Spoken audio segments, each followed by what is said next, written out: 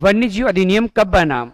1972 और 1990 में, 1980 1996 में, 1980 1986 में, या 2000 और 2004 में। मतलब दो डेट इसलिए है, एक बार पहली बार बनता है, दूसरी बार उसमें क्या होता है, संशोधन होता है। तो बताना है कि वन्य जीव अधिनियम है वो कब बना। तो देखिए सबसे पहले कौन उत्तर देता है, जल्दी से बता दीजिएगा। तो जी हाँ, सही उत्तर है आपका ऑप्शन सी। सी ऑप्शन सही है। सबसे पहले 1980 में बना था और 1986 में जो है वो क्या हुआ था, चेंजिंग हुआ था। तो सही उत्तर है सी ऑप्शन। नेक्स्ट क्वेश्चन है, वन्य जीव अधिनियम 1980 और 1986 के तहत किनका संरक्षण किया गया? तितलियों का, भृंगों का, ड्रैगन फ्लाई का, या उपरोक्त सभी सही हैं। तो आपको बताना है कि वन्य जीव अधिनियम 1980 और 1986 है, उसके तहत किनका संरक्षण किया गया है? तितलियों का, भृंगों का, ड्रैगन फ्लाई का, या उपरोक्त सभी। तो सही उत्तर है उपरोक्त सभी। इन सभी का संरक्षण किया गया था। चलिएगा नेक्स्ट क्वेश्चन है, चिपको आंदोलन कब हुआ? आपको ये बताना है कि चिपको आंदोलन कब हुआ था। 1970, 1971, 1972 या 1973। किसकी बात कर रहे हैं अपन? चिपको आंदोलन की बात कर रहे हैं। ये चिपको आंदोलन है वो कब हुआ था? आप जानते हो ये उत्तराखंड में हुआ था और सुंदरलाल बहुगुणा द्वारा चलाया गया था। तो इसके सही आंसर देना है कि चिपको आंदोलन जो हुआ था वो कब हुआ था। तो सही आंसर है इसका 1973 में। चिपको आंदोलन जो हुआ था वो कब हुआ था? तो 1973 में हुआ था आपका चिपको आंदोलन। तो सही उत्तर है 1973। नेक्स्ट देखिएगा, चिपको आंदोलन कहां हुआ? तो इसका आंसर तो आपको पहले ही मिल चुका है कि चिपको आंदोलन कहां हुआ। असम में, जम्मू कश्मीर में, राजस्थान में, या उत्तराखंड में। तो अभी मैंने बताया था कि चिपको आंदोलन जो है आपके उत्तराखंड में हुआ था। तो इसका सही आंसर जो है उत्तराखंड है। नेक्स्ट देखिएगा,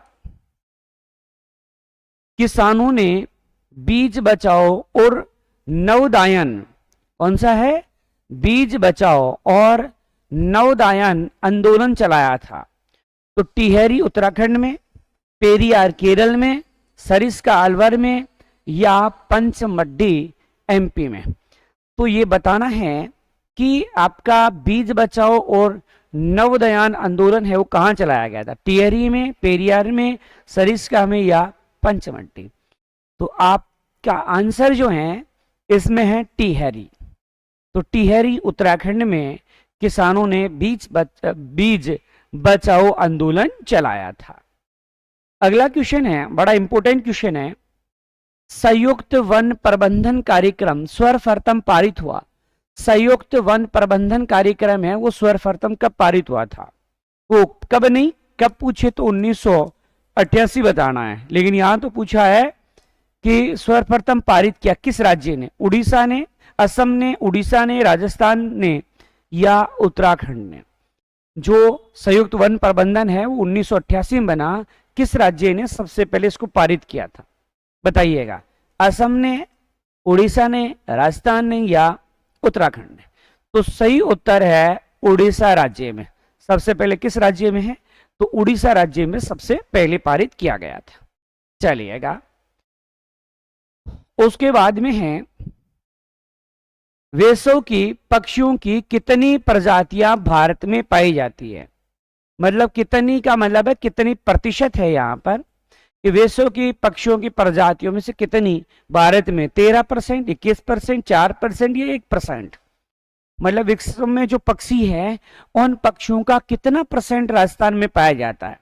तो इसका सही आंसर है 13% है। कितना परसेंट है? 13% है। चलिएगा,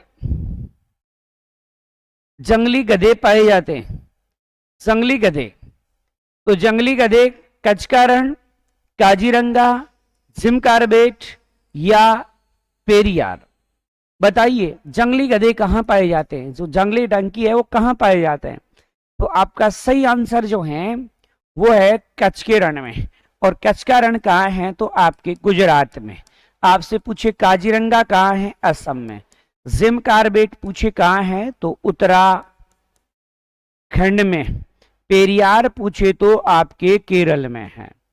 तो ये है जंगली गधा, वो आपके कच्छ के रण में पाई जाते। नेक्स्ट क्वेश्चन देखिएगा, विश्व का एकमात्र देश जहां शेर और बाघ दोनों पाए जाते हो, जहां शेर भी पाए जाते हो और बाघ भी पाए जाते हो, भूटान, अमेरिका, श्रीलंका, भारत। विश्व का एकमात्र देश अपना भारत है जहां पर शेर भी पाया जाता है और आपका बाघ भी पाया जाता है, दोनों जो हैं वो यहां पर पाए जाते हैं।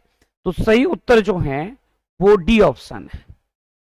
चलिएगा, एक है सर्वाधिक बाघ पाए जाते हैं। सर्वाधिक जो बाघ है वो कहां पाए जाते हैं? उड़ीसा में, जम्मू कश्मीर में, राजस्थान में या मध्य प्रदेश में। मतलब ऐसा कौन सा राज्य है जिसको हम टाइगर स्टेट भी कहते हैं? टाइगर स्टेट, जिसको हम टाइगर स्टेट कहते हैं, वहीं पर सबसे ज्यादा टाइगर पाया जाता है। तो देखिए सबसे ज्यादा जो टाइगर पाया जाता है वो आपके मध्य प्रदेश में पाया जाता है। तो टाइगर कहां पाया जाता है? मध्य प्रदेश में। तो इसका सही आंसर जो है वो है आपका मध्य प्रदेश। अगला है याक। याक जो है वो कहां पाए जाते हैं? तो लद्दाख में, केरल में, राजस्थान में या उत्तराखंड। बताइएगा, आपका याक है, याक कहां पाया जाता है? क्या लद्दाख में पाया जाता है, केरल में पाया जाता है, राजस्थान में पाया जाता है कि उत्तराखंड? तो सही आंसर है लद्दाख में। जो ठंडे प्रदेश होते हैं उनमें क्या पाए जाते हैं? याक पाए जाते हैं। तो यहां पर याक है। एक क्वेश्चन है आपके सामने, गुलछेदार सींगों वाला बेल जैसा जीव कौन सा है? मतलब गुलछेदार सींग पाए जाते हो, गुलछेदार उसके क्या पाए जाते हो? सींग। जंगली गधा, याक, हिम तेंदुआ या जंगली बिल्ली? सीधी सी बात है, याक है। सही उत्तर जो है इसका क्या है? याक है। अरे गधे के कभी सींग आते हैं क्या? हिम तेंदुआ के भी सींग नहीं आते, जंगली बिल्ली के भी नहीं आते। तो सही उत्तर इसका जो है आपका याक है। नेक्स्ट है, अभी ये प्रश्न सीटी में भी आ गया था, राजाजी राष्ट्रीय उद्यान कहाँ है? राजाजी राष्ट्रीय उद्यान कहाँ है? असम में है, जम्मू कश्मीर में है, राजस्थान में है या उत्तराखंड में है? सही आंसर देना है कि राजाजी राष्ट्रीय उद्यान कहाँ है। तो सही उत्तर है उत्तराखंड में है राजाजी राष्ट्रीय उद्यान। तो राजाजी राष्ट्रीय उद्यान कहाँ है? आपके उत्तराखंड में है। चलिएगा, उसके बाद में है, भारत में कितने राष्ट्रीय उद्यान हैं? भारत में राष्ट्रीय उद्यान बताने हैं। 573 है, 255, 106 या 356। आपको राष्ट्रीय उद्यान बताना है, राष्ट्रीय उद्यान बताना है कितने हैं। तो सही आंसर है 106।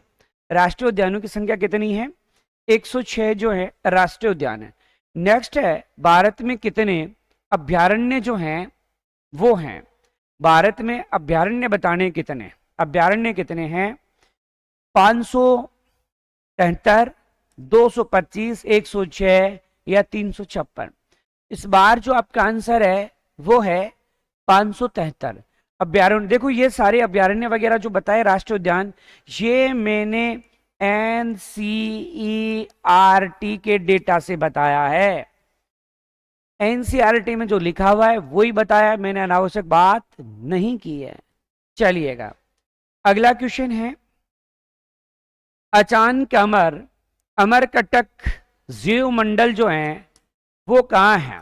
उड़ीसा, पश्चिम बंगाल, बिहार या छत्तीसगढ़? तो अचानक कमर वाला है 36। ऐसे सोच लो कि मेरी कमर है वो कितनी है? 36 की है। वैसे मेरी कमर नहीं, ये तो कमरा है, तो कितने का है जी? 36 की है। कमर से याद रखो कि कमर जो है वो 36 है। इस प्रकार आपका जो वन्य जीव से संबंधित महत्वपूर्ण प्रश्न थे वो मैंने आपको कंप्लीट करवा दिया है। कल लाइव सेशन जो चला उसमें तकनीकी गड़बड़ी की वजह से वो रुक गया था, इसलिए शेष पार्ट मैंने आज बनाया। उम्मीद करता हूं आपको जो एमसीक्यू मैंने बताए हैं वो आपको जरूर समझ में आए होंगे। और यदि हमारा वीडियो आपको पसंद आता है तो वीडियो को लाइक करें, शेयर करें, और यदि अब तक आपने हमारा चैनल सब्सक्राइब नहीं किया तो अवश्य करें। वीडियो देखने के लिए आपका बहुत बहुत धन्यवाद।